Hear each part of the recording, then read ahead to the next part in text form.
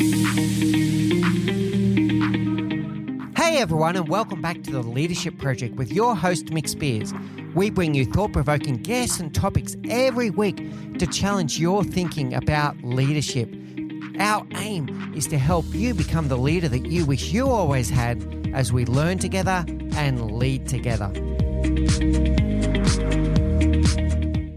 Hey everyone, and welcome back to the Leadership Project. I'm greatly honoured today to be joined by Diviney. I've been waiting for this episode and this interview for quite some time. We had some scheduling conflicts and I'm really excited about the conversation today. Rich is a former Navy SEAL. In fact, he was heavily involved in the program that then identifies and selects SEAL candidates and puts them through their paces to see if they make it. So really excited to hear a little bit about that. But more importantly is then what he does afterwards. He's then the founder of an organization called The Attributes and the best-selling author of a book called The Attributes that go through the 25 drivers of optimal performance. And that word optimal is also something that I'm going to ask Rich about as we get into the interview. So without any further ado, I want to hear from the man himself. Rich, please do say hello to the audience. And it sounds funny to say this, but give us a flavor of your background. I really want to get into the attributes as quickly as we can, but let's start with that background in the SEALs and how that shapes who you are today. Yeah, of course. Well, Mick, thanks for having me. And yeah, I'll give a little bit of background because honestly, it's tied to the whole attributes content. And so I joined the Navy in 1996 and went straight to Navy SEAL training as an officer, made it through training and subsequently spent the next just under 21 years in the SEAL teams. And so, of course, we had a very kinetic time frame, a kinetic career because Iraq and Afghanistan was going on. And so multiple combat deployments. But really, what really drove me to be interested in the attributes was when I was put in charge of selection and assessment for one of our very specialized SEAL commands. And that's when I had to really dive into these intricacies of what actually performance is and how do we define it. And that was really what spawned the original attributes work. And then after retiring in 2017 from the Navy, I began to work in the leadership performance space and started to really think about writing a book because I started to talk to organizations and teams that couldn't articulate this. And so I decided, you know what, that's what I'm going to write about. And so forth comes the attributes book. And I know we're going to talk a lot about it today. So I want to start with the SEALs, and I'm sure this is all going to lead together. One thing I've always wondered about in the workplace, we have this balance. In fact, it's one of Hofstadter's dilemmas between individualism versus collectivism. And do we reward and select the individual people that are high performers in their own right, or is it more about collective performance? So when you're doing that selection process, how much are you looking for? Is this person a superstar versus they're going to be a superstar team player, and collectively the performance is more important? It's probably a little bit of both. I always define it as individual performance in pursuit of a collective goal, because what you can't have is every individual has to do their very best and live up to their very best so that they may contribute their best to the collective. But there has to be an awareness and a dedication to that collective, because if there's not, then it's not going to work. And so if we were to see somebody who was over-indexed on individual performance, but couldn't necessarily, be a team player, they were out easily. I mean, it was an easy decision. And that type of selection and attrition happens at the very beginning stages of SEAL training. I mean, you're talking about basic SEAL training. You're going to vet those folks out fairly quickly. But it's really all about how can I do my very best individually so that I may maximize my contribution to this team in the current environment. I think that's the balance that every single high-performing team achieves. And so that's really what we were looking for. What role do you think ego plays there? So like if you have a superstar athlete in high school or in university, etc., they can develop a bit of an ego and an identity where it does become all about them. How do we identify that? If we're in a recruitment process, let's say in a company, and we've got a high performer on paper, everything's looking great, but there's this element of ego there.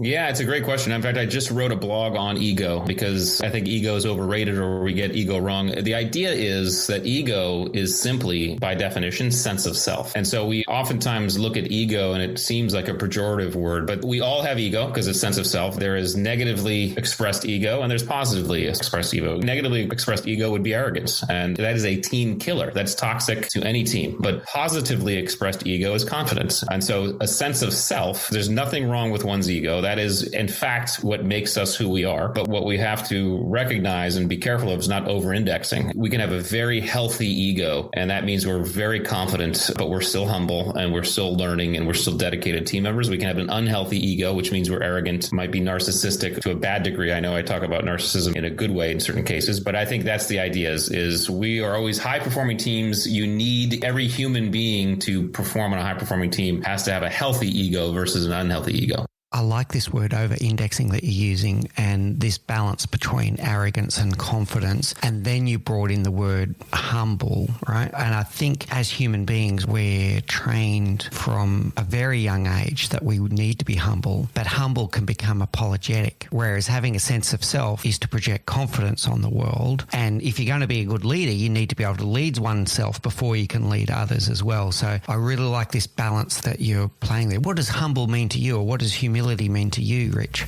Yeah, absolutely. Because humility gets a bad rap too. And I think we tend to land on these and hang on some definitions that aren't entirely accurate. Humility is simply an understanding that you have something to learn, right? You don't know everything. It's not just I'm on my knees in deference or I'm letting people go in front of me or whatever. Humility, every single master of their craft, like true master, is humble. And that means they are the best in the world at what they do, but they always know that they have something to learn. They always look at the world as, hey, I can learn something here. That is humility. And so that's the type of humility that we're always looking for. And humility can coexist with a high level of confidence. Humility tends to get trounced upon with arrogance. I would almost say that the opposite of humility is arrogance, right? Whereas confidence actually doesn't fit in those two categories. Confidence is simply, I know I can do this. But I think, the opposite of humility would be arrogance. And humility is, you can be super confident. I was surrounded by folks in my career that were super confident and completely humble, right? And by the way, the environment helps with that. When you're in a profession where the environment will keep you humble, and I always joke, you can be the greatest swimmer in the world. And if you turn your back on the ocean, it will kill you, right? You can be the greatest skydiver in the world, but at 22,000 feet at night, if you get arrogant, then you will die, right? So the environment tends to, in our profession and in other professions too, I suppose, but certainly very viscerally in our profession, tends to help you keep humble and help you not get arrogant, i.e. not complacent. So that's how I would define humility. Yeah, complacency was one of the words that was popping into my head as you were talking there. But I love this, and I'd love to just quickly codify this. So being humble, realizing that you don't know everything, not being arrogant that you think that you know everything. But then there's this element I'm hearing, Rich, of being confident in the things that you know you're good at. And this is where I think the apologetic thing comes in. And we're kind of, from a young age, we're told, you got to be humble. Don't be such a boast. But I think it's okay to be confident about the things that you are good at. How does that sit with you?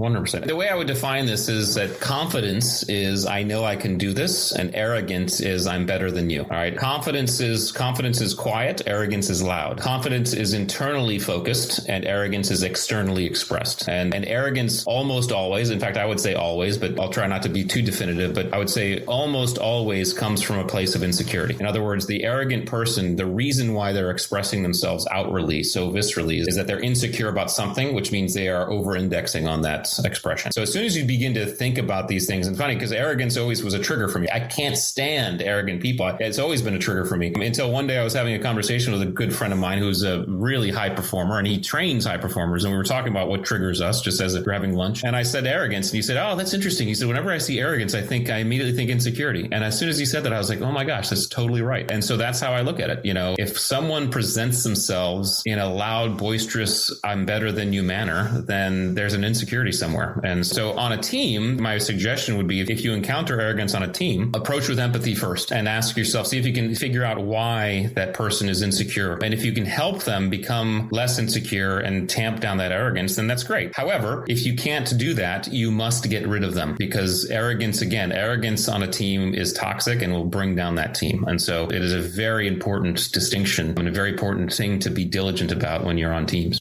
Tell me more about this insecurity. So you're saying it's like a mask, or so they're feeling insecure. They might be feeling some kind of level of imposter syndrome, so they're compensating. Tell me more about Yeah, that's typically what it is. And again, I'm not a psychologist, and I would defer to a psychologist to give a little bit more insight on that. I certainly can't, but I certainly know in my experience, those folks who are super arrogant are typically insecure. Now, the exception to that would be someone who's doing it quite deliberately for effect, for a show.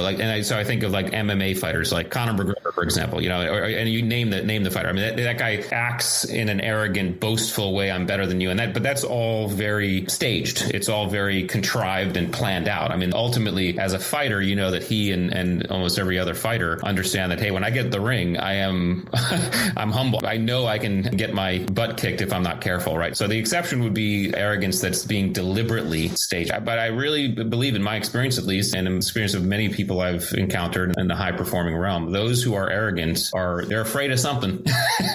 So you just have to figure out what that is. I love this, Rich. That's my biggest takeaway so far from our discussion. I'm sure there's going to be many more, but I love this connection to insecurity from arrogance. I've never thought of it before, and I'm probably going to think about it for the next week now. Brilliant. Want to bring that back to the team environment now. So what I'm hearing then is that we're looking for people that are confident, know that they can do certain things, but they're humble enough to not think that they're the best at everything, and they're humble enough to then look at the team around them and go, right, what are you good at? And now we can start co-creating a team that is the sum of everyone's confidence and superpowers. Is that what I'm hearing? Well, that's 100%. That was very well put, because that's exactly what goes on in the highest performing teams. Every team member understands what they can contribute and what they can't. And when they can't contribute, they shift into support mode and they become supporters of that person who's in the current act of contributing. And then the environment shifts and someone else contributes. And so, when I was commanding officer of a SEAL squadron during my career, I was in charge of 100 plus folks. And I remember the three most important words I could say to those people I was in charge of, or who were in my span of care, some of which were SEALs, some of which were support elements, either supply or logistics or whatever. The three most important words I could tell any of them was, I need you. Because what that did for them was that it immediately signaled to them that, hey, I needed them. They provided a unique purpose for that team. They did things that I couldn't do. And I needed them and the team needed them. And that's how the best teams operate. And guess what? In many cases, they needed me, right, for what I brought to the team. So this mutual exchange of support and service and stepping up is exactly how these teams operate. That cannot exist with arrogance. It can only exist with humility and confidence and vulnerability, to wear your strengths and your weaknesses on your sleeve so everybody can see them.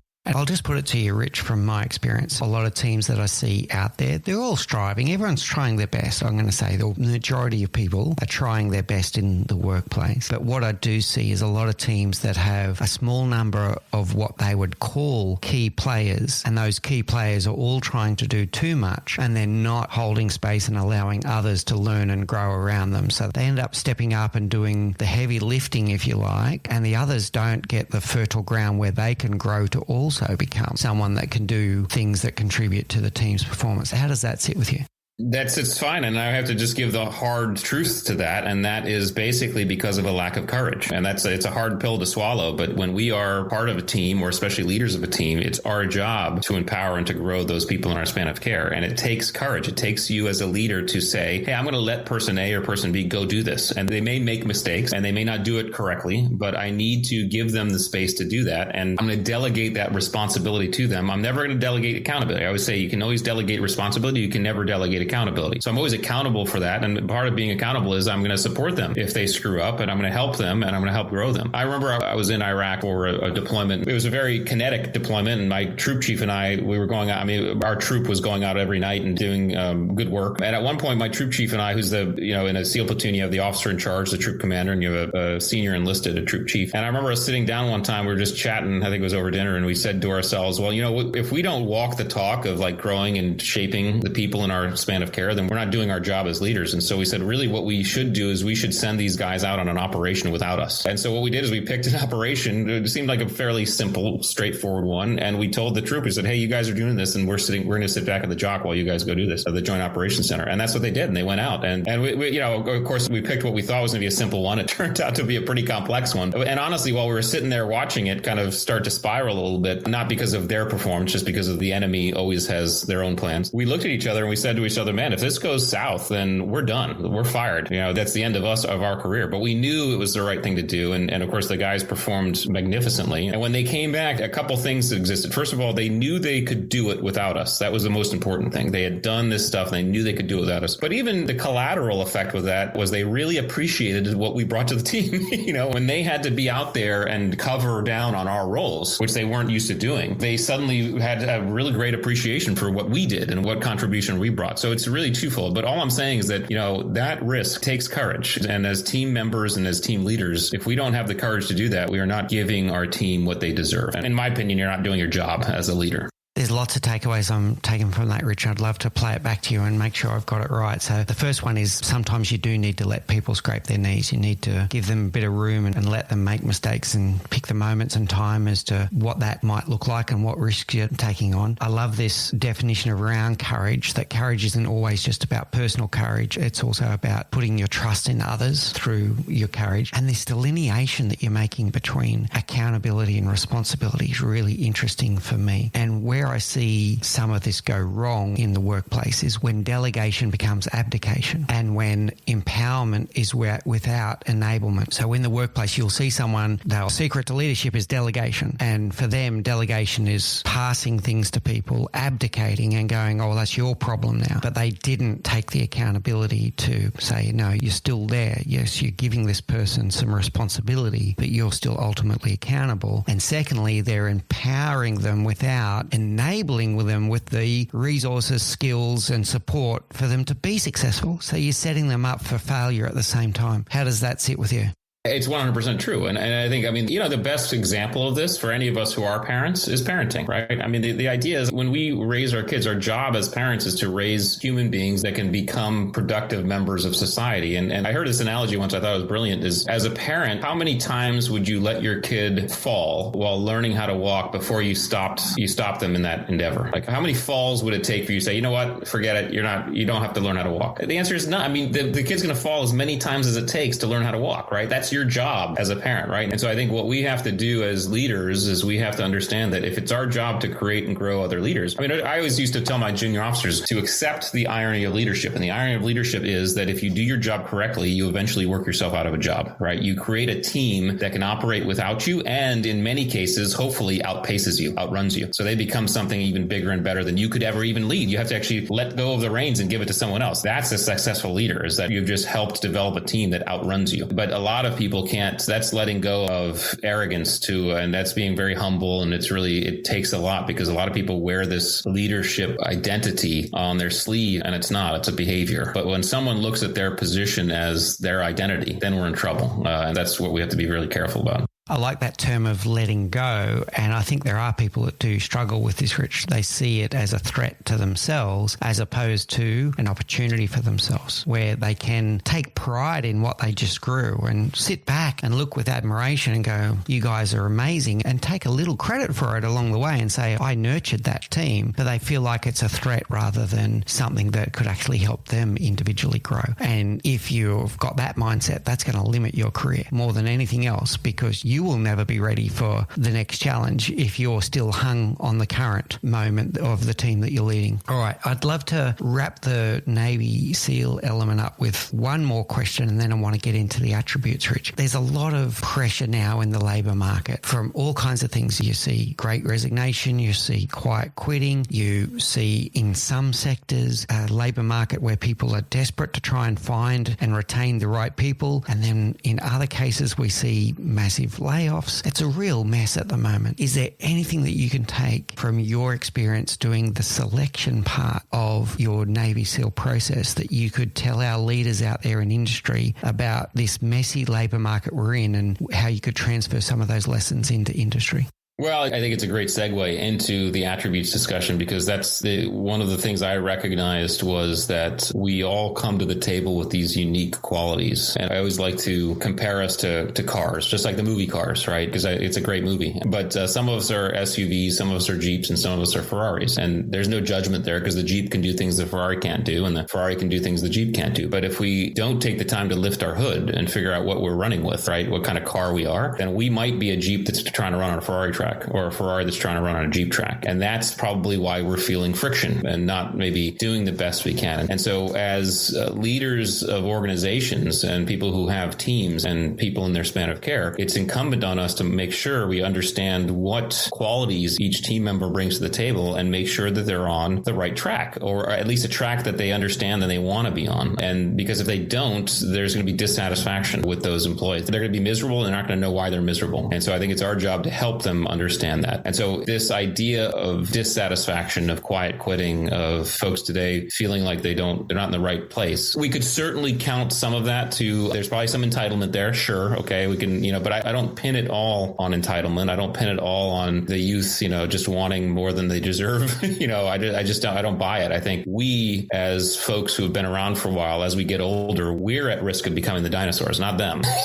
So we have to understand and empathize with the new world, the world that they've come up in, and start to adjust our tactics and start to adjust our way of looking at things. I think part of that secret is to just dive into the very elemental things that drive performance, which is one of the reasons why I'm so excited about doing the attributes work. Yeah, really good. Okay. So on the attributes, and you used the word qualities before, one more question about the selection process and then get into it. We hear a lot of people talking about, do you recruit for skills, knowledge and experience, or do you recruit for aptitude? Do you recruit for attitude? And what I'm hearing from you is the word qualities. How do you balance the difference between, if you are recruiting out there for a very specific job, whether they have the right skills, qualifications, etc. for the job versus they've got the right qualities to become an amazing member of our team?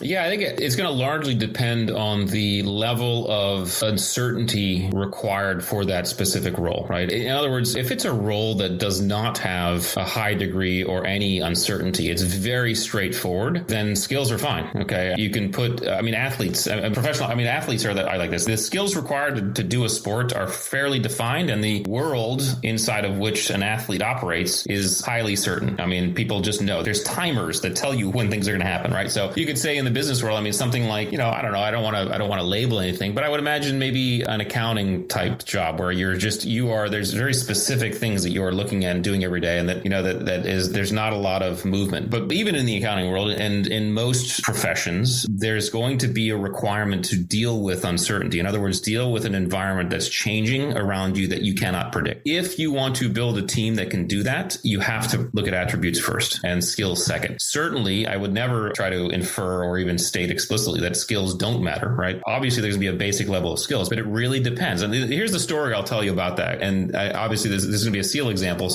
but there's a little bit of an extremity there. But I think it tells the story. So I went through SEAL training in the 90s. And back then, one of the first things you had to do when you showed up to SEAL training was swim 50 meters. So jump into the pool, swim 25 meters at one end, 25 meters back to the other end. Basic swim test, right? To see if guys, could do it. The story goes, I wasn't witness to this, but the story goes that a kid showed up one day and it was his turn to do the swim. And he jumps into the pool. And as soon as he jumped into the pool, he sank right to the bottom. And he started walking across the bottom of the pool to one side. And then he walked across the bottom of the pool back to the other side. He comes up, he's gasping for air, nearly drowning. And the instructor looks at him and says, "What the hell are you doing?" And the kid, who's still trying to get his breath, looks at the instructor and says, "I'm sorry, instructor, I don't know how to swim." And the instructor pauses for a second and looks at the kid and says, "That's okay, we can teach you how to swim." Now, why did the instructor say that? Because the instructor knew that if this kid had the qualities, the attributes that allowed him to show up to Navy SEAL training without knowing how to swim, he had everything we needed for him to be a Navy SEAL. Teaching him how to swim, teaching him that skill was going to be the easy part, right? This is what I'm talking about, right? If we want to build high-performing teams that operate in complexity and uncertainty, you have to figure out the attributes first. And you start to understand, okay, what are the attributes that are required for the skills that are going to be involved? And honestly, someone who comes to an interview process, maybe having some skills already, that's cool because that shows that person already has some attributes. Attributes are always buttressing skill, right? They're always before. They're the precursor. Attributes are the precursor to any skill you have. So even skills can be broken down into what are the attributes that have been required for someone to have that skill. But if we want to build teams that deal with uncertainty, complexity, and ambiguity, we have to look at attributes.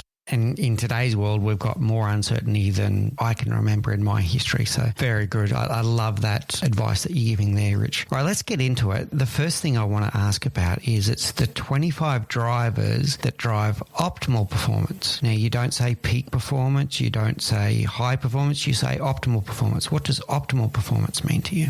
Yeah, this was interesting because I always kind of was thrown this word peak, or the word peak was thrown at me, and it's been thrown around quite a bit. Peak performance here, peak performance there. Everybody wants to be a peak performer. And I was always people always used to say to me, you Navy SEALs are the ultimate peak performer. And I would disagree with that because peak by definition is an apex. And there's only one place you can go from an apex, and that's down. The other thing about peak is peak often has to be planned for and scheduled and prepared for. So the professional football player, for example, has to plan and schedule his entire week so that he can peak for 3 hours on game day. All right. That's not what we get to do as SEALs. It's not what we get to do as human beings. And so I would always define us as optimal performers, because optimal performance was, I'm going to do the very best I can in the moment, whatever the best looks like in that moment. And now sometimes our best looks like peak, and it's cool. It's just flow states and everything's clicking and everything's going great. Right. But sometimes our best is I'm just head down and I'm just nugging it out and I'm going step by step, and it's dirty and it's ugly and it's gritty and it's hard. Right. That is still performing optimally, and it's okay. And so optimal performance allows us to, one, pat ourselves on the back when we're actually in the muck and we're grinding it out and it's hard and it's dirty and it's ugly. And two, it allows us to actually start to look at our energy management a little bit differently. In other words, I don't have to be peak when I'm driving to the grocery store. Okay. One of the myths I usually bust about SEALs is that, because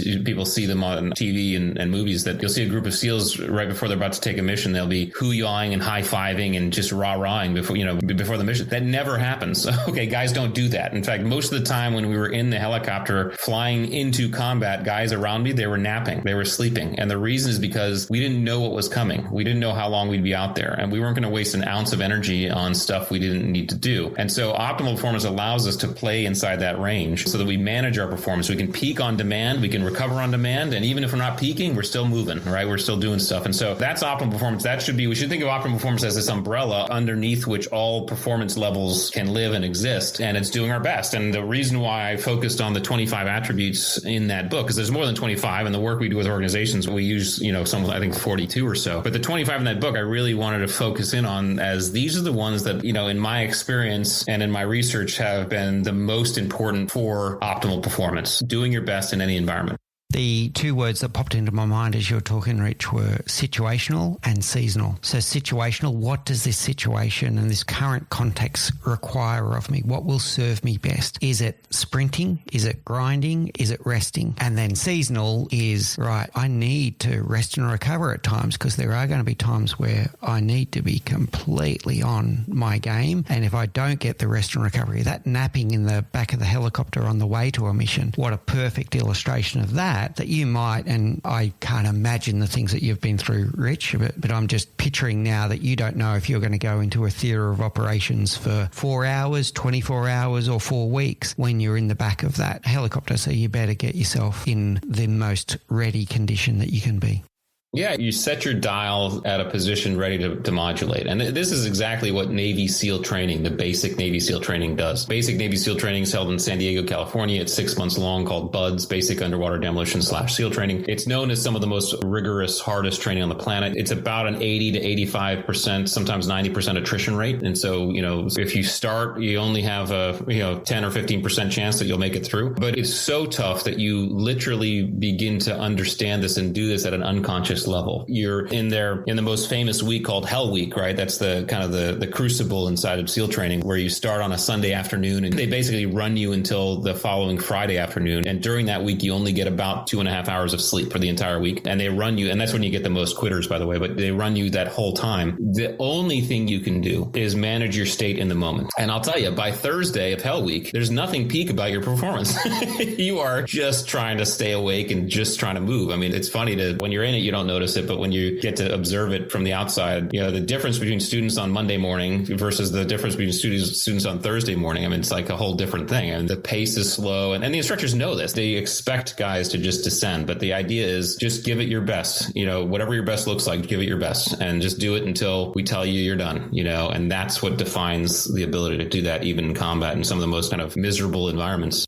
Just a takeaway there for the leaders out there, and thank you for that story. Just amazing. And it's something that people know about but have no real living empathy unless they've been through it themselves. But to hear you talk about it brings it to life for me, for sure, Rich. In the workplace, we have a tendency, that leaders, please pay attention to this, we have a tendency that we think that our team, if they're on the clock and they're at work, they should be performing at 100% of their ability at every moment of every time. So listen to what Rich is saying and think about, okay, what does the the situation call for right now? And there will be times where 100% is needed, and there'll be other times where a more grinding is needed, or whatever the case may be.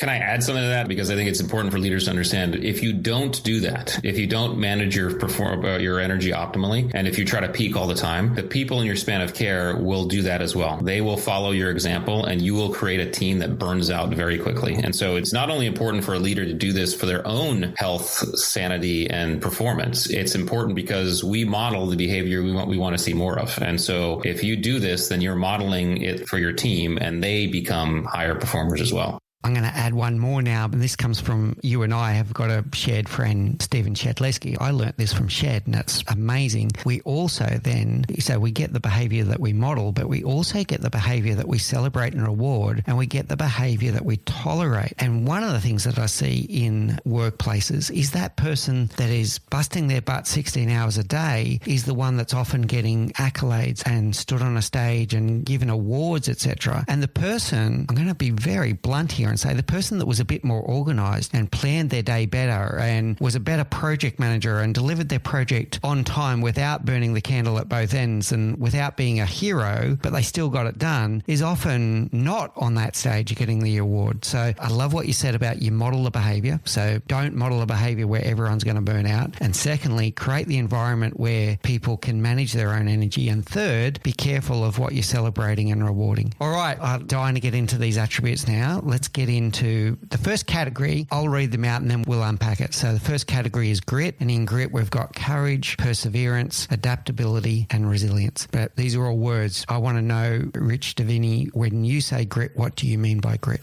So grit can be defined as the ability to kind of set, pursue, and achieve shorter term, more acute challenges and endeavors, right? What are those? What makes up the gritty person? And so a lot of people think of grit as its own attribute, a singular thing, but it's not. Grit is a combination of things blended and stewed together. The grit is the result of a combination of things. And, Angela Duckworth wrote a great book years ago called Grit, and she basically said the same thing. It's a combination of stuff, right? So those attributes are the attributes that when combined start to create the gritty person. And I think that's the idea. And if you have a preponderance or even a modicum of most of those, you will find yourself as gritty. And I want to just level the playing field for all of your listeners. When it comes to these attributes, first of all, let me just, if I could, define the terms, right? So you have skills. Skills are not inherent to our nature. Okay. They are, none of us are born with the ability to throw a ball or ride a bike. Okay. We're taught to those things. We train to those things. Skills also direct our behavior known in specific environments. Here's how and when to throw a ball or ride a bike. And then because they're very visible, skills are easy to assess, measure, and test, right? You can see how well anybody does any one of those things. You can put scores around them. You can put stats around them. This is why you can put them on resumes. This is why we often get seduced by skills when we're picking teams or hiring. Skills don't tell us, however, when we're going to show up, how we're going to show up in stress, challenge, and uncertainty, because it's very difficult, if not impossible, to apply a known skill to an unknown environment, right? This is when we lean on attributes. Attributes, on the other hand, are inherent to our nature. All of us are born with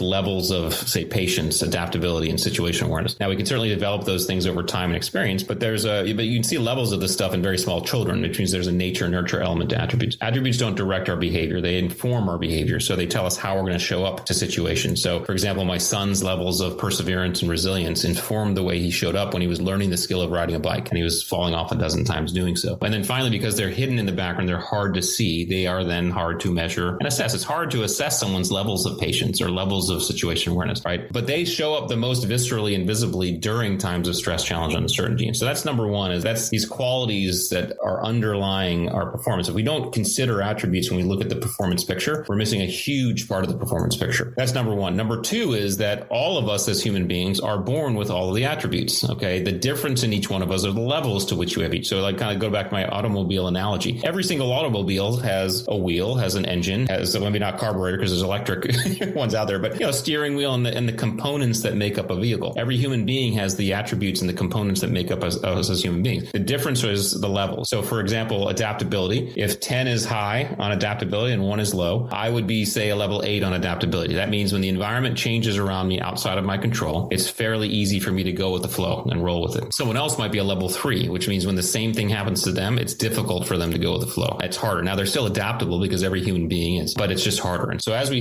discuss these attributes, I want everybody to think think about, we could line these attributes up on a wall like dimmer switches, and then all of our dimmer switch settings would look different, right? But that starts to speak to our unique vehicle and our performance in really any environment, but especially stress, challenge, and uncertainty. So we talk about the grit attributes, and I know we're going to talk about all of them: courage, perseverance, adaptability, resilience. What levels do you show up to the game with, to show up to the table with, that start to speak to how gritty of a person you are? And that's how those things kind of work.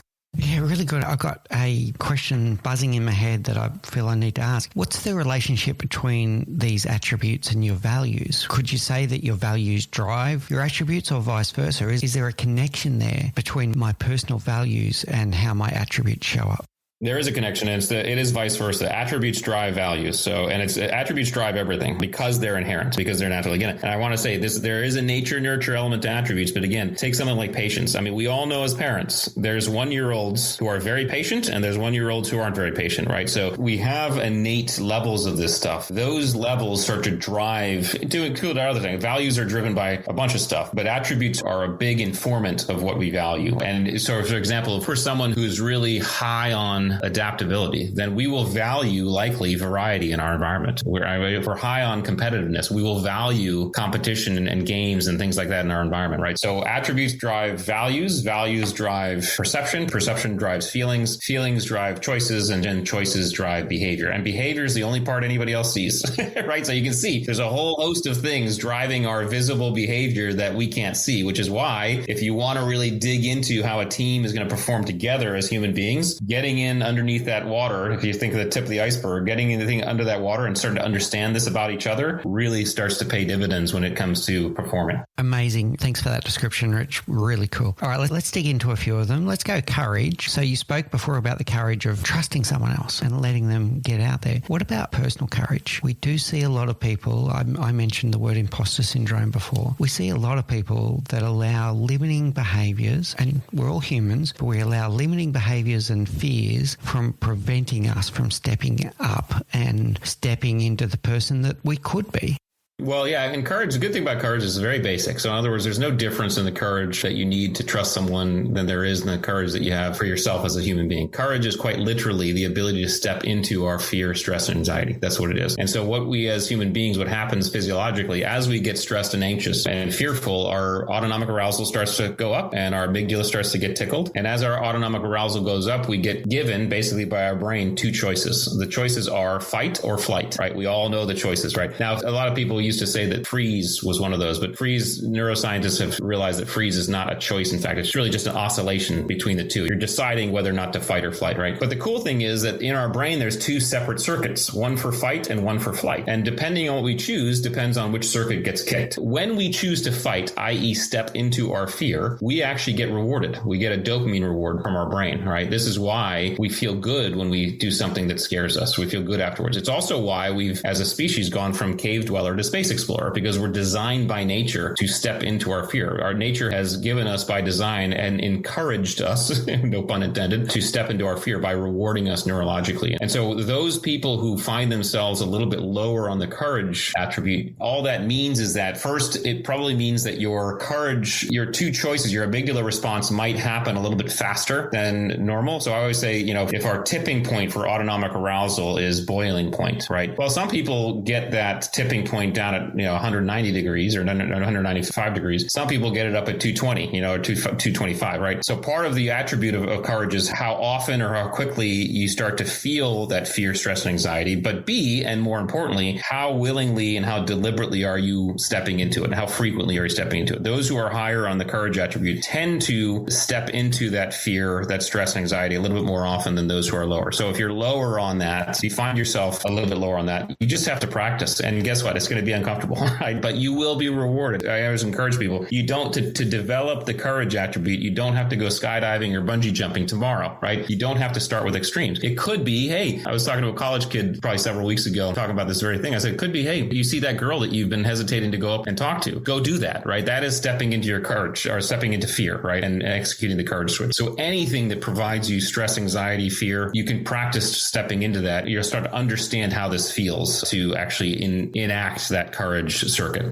If I've understood you well, Rich, what I think I'm hearing is that the reward that you get for stepping into your courage and stepping into your fears and out of the shadows commences when you take the first step. It's not because you achieve something, it's because you backed yourself. 100%. Yeah. That dopamine reward happens for every step we take, right? So this is why explorers back in the day when the natives or the early man was looking for new shelter across the plains, across the mountains, but to get there, they had to go through woods and mountains and, feared, meeting animals that might kill them or even other tribes. But as they moved through that journey, every step they took was another reward. And again, dopamine, we have to understand, is a motivation chemical. It's not necessarily a reward chemical. It tells us this is good, keep doing this. This is good, keep doing this. So again, nature's designed us to get rewarded on the way. Now, certainly there's a reward at accomplishment as well, but we're designed to get rewarded on the way. So even taking a step is good. Yeah, cool. I want to talk about the next two together, perseverance and adaptability, because I think they go together, but please let me know if I've misinterpreted it. So perseverance is to keep on trying, dust yourself up, keep on going and going again. However, I want to bring Einstein here and say one of Einstein's famous quotes is that if you keep on doing the same thing over and over again and expect a different result, you're not going to get there. So I'm interpreting from your works here that perseverance and adaptability is, yes, you do need to dust yourself up and go again, but you also need to be learning and adjusting along the way.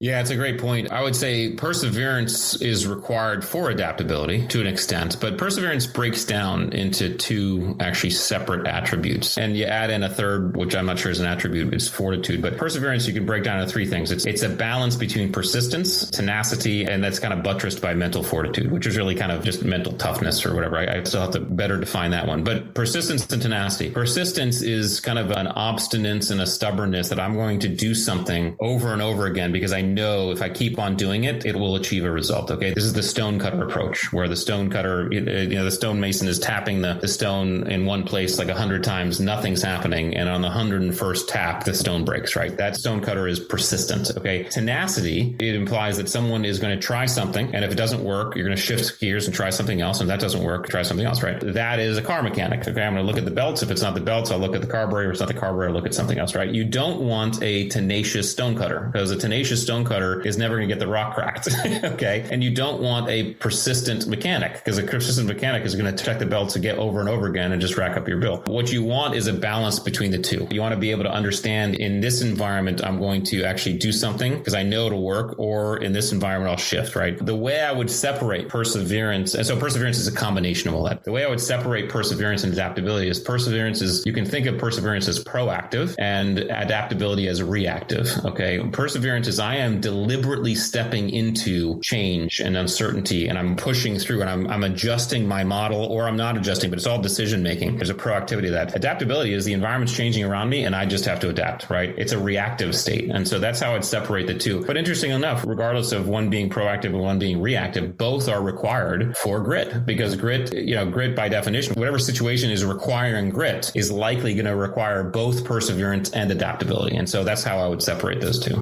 That's wonderful. Thank you so much for that definition there, Rich. And we are in a very changeable world right now, so adaptability's got to be something that we all need to work on. Resilience is an interesting one. I'll openly tell you as we get into this, I have a small challenge with the word resilience, and I'll explain it in a moment, but I'd love to hear, what does resilience mean to you?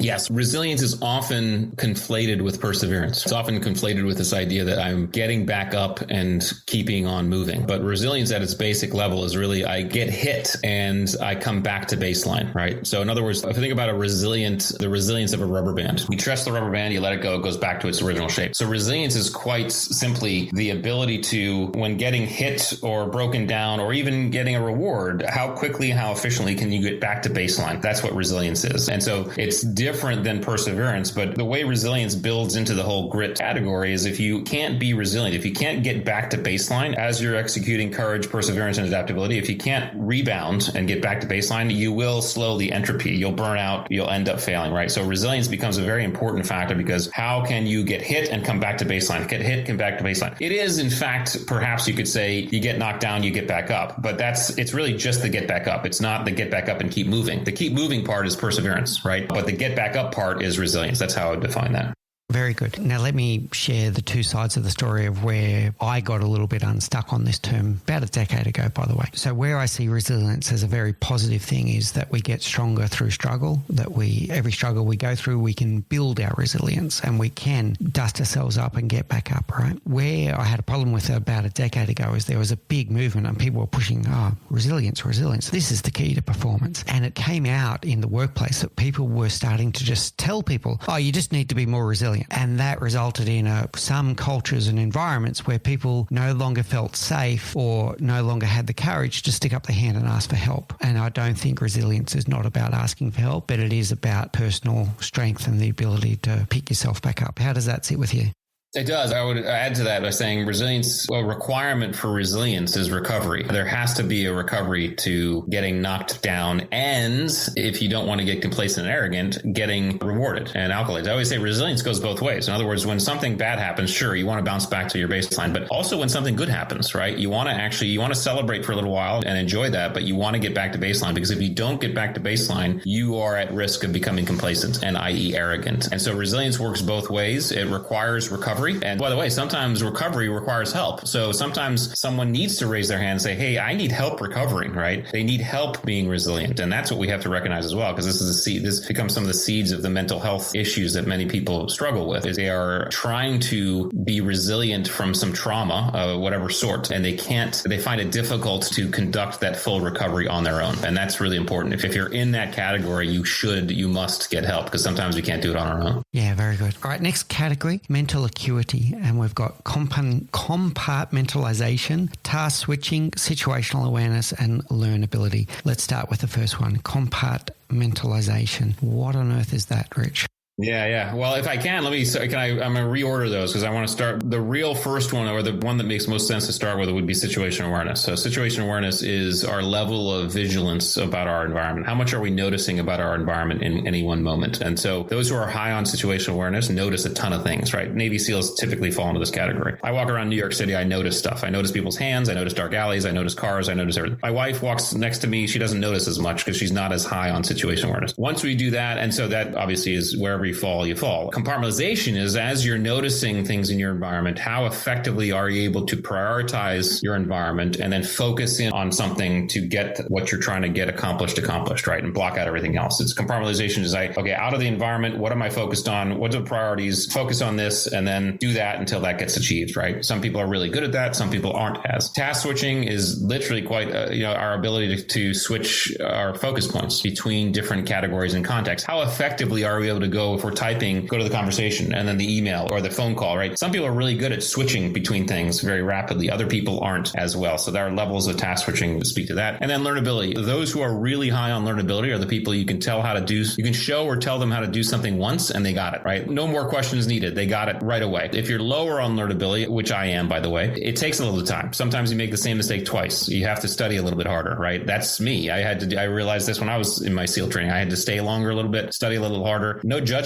there. Some of my friends, they get done with training, they went out drinking right away. I couldn't. I had to stay. I had to stick around. It just is what it is, right? But that's where our learnability sits, and our levels just speak to how quickly and efficiently we are able to pick stuff up and metabolize it. I love the order that you've mentioned those, and I just want to unpack a couple of them for a second and check my understanding. So situational awareness, being very attuned to what's going on around you. The compartmentalization, what I'm hearing is like a filtering or a sorting, and you're filtering content from substance. So you're working out, okay, with all of this substance, all of this content happening around me, that's the most important thing right now. That's what needs my attention, and not to be distracted by all of those other things that are happening. You're aware that although those other things are happening, but you know that your focus needs to be here right now. And then the task switching, I'd love to unpack that a little bit. I'd love that you didn't use the word multitasking, because I think it's well proven now that none of us know actually how to multitask, but some people are better at fast task switching than others. The question I've got for you here, how much of that is actually about knowing yourself? I don't know. I mean, again, these attributes are fairly innate. So someone can be really good at task switching and not really know that they are. In fact, all of these attributes could show that way. In other words, someone just happens to be really good and they don't necessarily know why they're good or about themselves. So I don't know. I think self-awareness is a result of certain attributes. So in other words, those who are really self-aware are high on certain attributes. I'll clarify why I put it that way. It was a lesson that I learned myself when I was writing my book. I worked out that I was best in 90-minute blocks. That if I would use headphones like this and I'd put some binaural beats on and I would write for 90 minutes at a time. Then I'd get up and I'd go and do something else for 20 minutes and I'd come back. And I found that was how I got the book done. And if I didn't do that, and if I was, I'm going to be exaggerating here for a second, but if I was answering emails and worrying about this and worrying about that, the book would never have get done. So for me, I worked out 90 minutes was my sweet spot. That was what I meant by that. No, that makes sense. Honestly, I think that's quite normal, even for those people who are actually really good at task switching. When you're faced with an endeavor that actually takes some focus, time, and energy, even those who are high on task switching should optimally turn off as many distractions as possible. Just because you're good at switching doesn't mean you should be, and I think writing is a great example. Yeah, very good. Okay. On the learnability, I like the clarification you made about learnability. It's just the ability to learn skills. How much is having a growth mindset needed to then be learnability? Or is learnability just innate? You either can or you can't?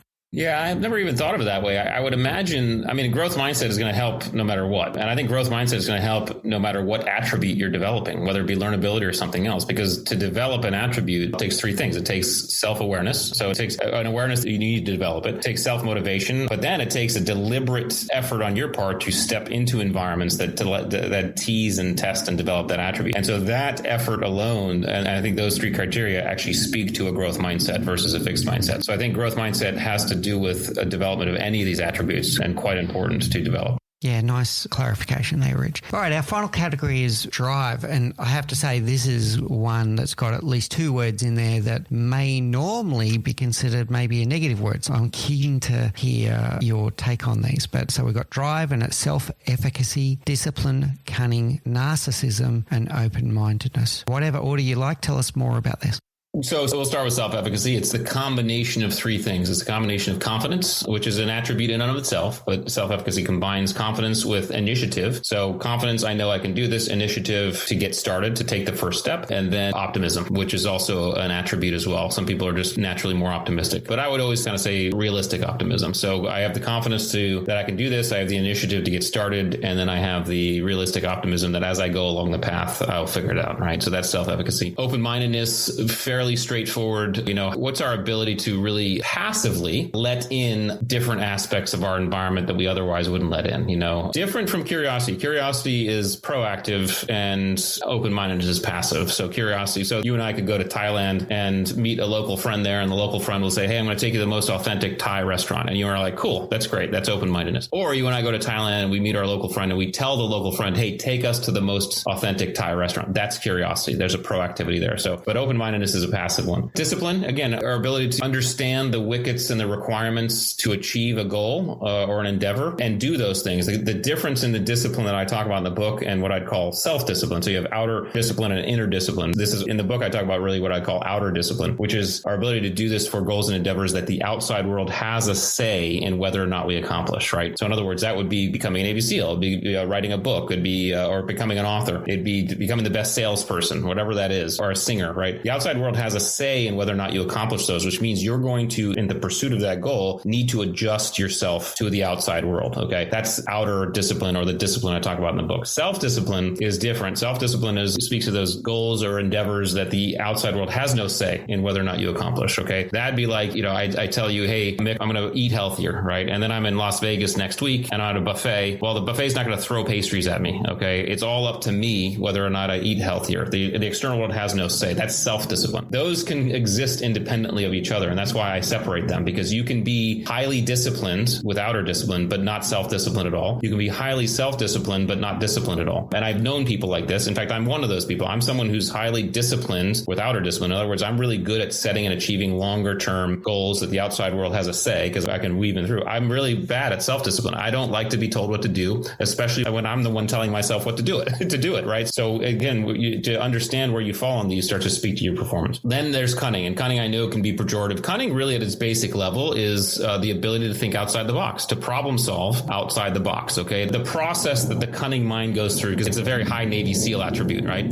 But the process the cunning mind goes through when faced with a problem is it asks three questions. The first question is, are there rules and boundaries? The second question is, are they real or are they perceived? And the third question is, if they are real, what happens if I break them, okay? And then the cunning mind goes and seeks to solve a problem outside the boxes, right? Now, you can have malevolent cunning, right? That is Bernie Madoff, right? You can also have benevolent cunning, which is Oskar Schindler. Okay, so cunning on its own is not judged good or evil. It's just the way you use it. And then finally, narcissism, which I know is probably the most pejorative because most people hear narcissism and they think of narcissistic personality disorder. But the disorder is just that. It's a disorder. It's an over-index on narcissism. And if you go to the PSC-5, which is the Psych Bible, and you look at the data or the explanation of narcissism, there's actually 9 criteria that you have to fit, right? In other words, you have to fit 5 of the 9 to be considered disordered, right? And I got a copy of that, and it's a DSM-5, right? I got a copy of that, and I read through those. And as I read through them, I did not have more than 5, right? But I was not innocent of everything I was reading. In other words, as I read something, well, sometimes I feel that, sometimes I feel this. And so really, I had to get to the basic levels of narcissism. The elemental definition is, which is the desire to stand out, be recognized, and in some cases be adored, okay? Every single human being on this planet at some point in their lives wants to stand out, be recognized, and be adored. Every single one at some level, right? So narcissism is a very human thing, and you can effectively metabolize narcissism because it really oftentimes the impetus to some of our most audacious goals. I asked myself, hey, why the heck did I become a Navy SEAL in the first place? Well, sure, I was a patriot, and sure, I wanted to serve my country, but ultimately, I wanted to see if I could be a badass. I wanted to see if I could do things very few people could do. And I asked my buddies the same thing, and they said the same thing, right? So we can effectively metabolize, and in a healthy way, metabolize our narcissism by using it as a driver to set audacious goals. We just have to buttress it by making sure the people around us keep us humble, buttress it with humility, and buttress it with some of those other attributes, and especially the people around us help keep us humble. So that's how I define that.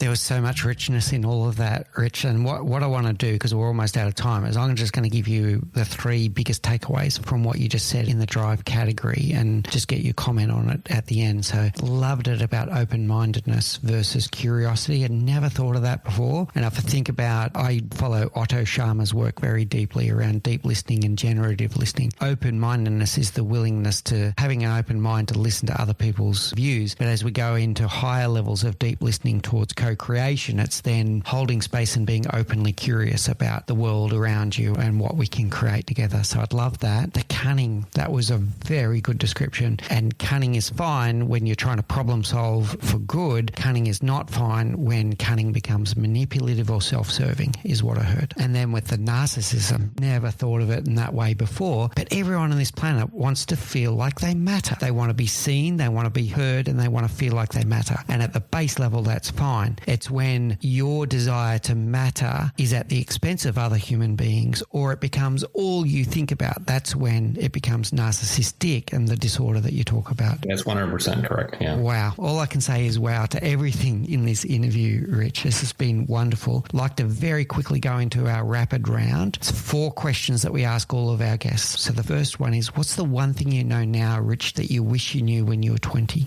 Well, that's a great question. And I've been asked that before and tend to give an answer that's a little bit off the usual answers. And that is, if I were to go back and see myself, I would actually say nothing. I'm a true believer that every single choice I've made in life, good, bad, whatever, has led me to exactly where I am today. And I wouldn't change a thing. Everything I've learned, I learned at the exact right time. Everything I've done, every mistake I've made, every triumph I've had, it was exactly as it should have been. And so I would go back and just observe. I think it'd be fun. I might bite my fingernails while I observe certain parts, and maybe my face would turn red on a couple other parts, but ultimately I don't think I'd tell myself anything. Very cool. Okay, what's your favorite book? Oh, so I don't know what my favorite is. What I'm reading now, I'm rereading is Harari, Sapiens. I love Harari's work, Sapiens, Homo Deus, but I love the way he writes. I love the depth to which he goes into the human species. You know, Sapiens has come up multiple times in our interviews. Like we're up to episode 100 and something, and that's come up multiple times. What's your favorite quote? Many of those. One of the ones I like the most is Einstein's quote, and I hope I get it right, so maybe I'll just paraphrase. Everybody's a genius, but if you try to teach a fish to climb a tree, it'll look like an idiot. And I love that quote because it speaks to this attribute stuff that I talk about.